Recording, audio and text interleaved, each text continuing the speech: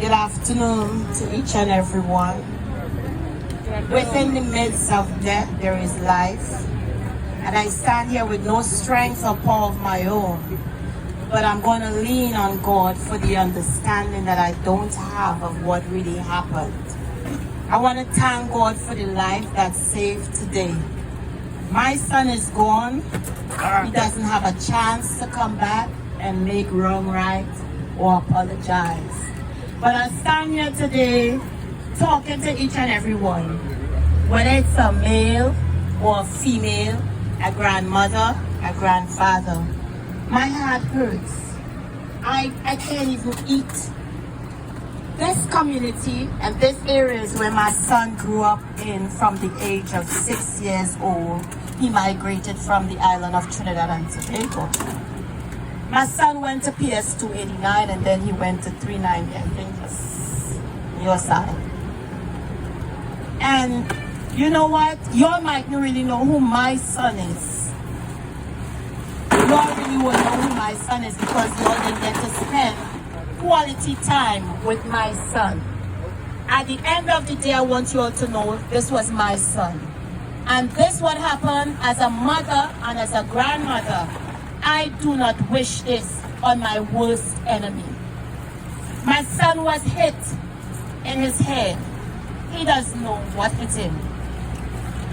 I hope he didn't feel any pain and it was over and done as he got it. I walk and I say to my son, I wish you can tell me that you are okay wherever you are. We need to stop. I have a grandson that is without a father. I also have a granddaughter that lost her father on the 5th of May, 2 blocks down. This hurts. This needs to stop. Now I'm a grandmother with 2 grandchildren that's fatherless. Where do we go from here? Why is this happening in our community? Why? What's wrong?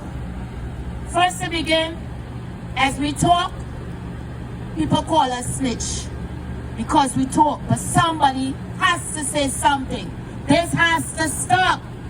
Otherwise, there will not be another generation. It will be cut short. It's already cut short. My son just had the opportunity to have 1 child. And if you're looking for a perfect human being, there is none but thee. So I don't expect anybody to be perfect in this world. I normally say something and you all might be bothered by it, but I think we still have freedom of speech, right? Yeah. If there is no police, there won't be no thief. And I say it, and I'm sending a message. I'm sending a message when I say that. People might look at it as, why would a mother say that? So is it okay to thief? Thieving was before our time. Thieving will always be a thing of the time. But what I'm saying, sometimes the law get angry with us. The law get angry with us. But we employ the law. But at the same time, I want us to love one another. Look out for each other. Life is something to be treasured. Life is something special. Do you know what it is for a mother to carry her child for 9 months? My son taught me a golden rule, and it was survival. I became a mother at the age of 17, and my mother said it had room for 1, not 2. I had to make a decision. I leave my son in the hospital or I leave with my son. That I did. I boldly stand and left with my son at the age of 17. My son taught me that I had to stay with 2 underwears in order to buy formula for him.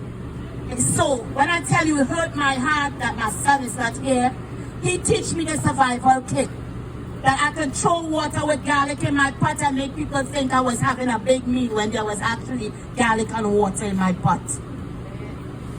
So I want you all to know, let's stop fighting each other down. Let's love each other. It's okay to disagree. Sometimes you just see somebody and don't like them for no apparent reason. Some people say it's not cool, but it is what it is. Tell my son, go on without a murmur. Without a murmur. And I will say it again. I do not wish this on another mother.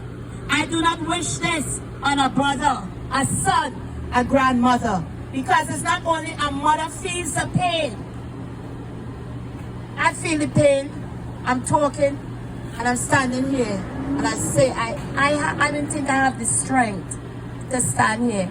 I can see my son smiling at me. They will tell you many a times I beat my son on Revere Place. Oh, yeah. I beat my son on St. Mark's.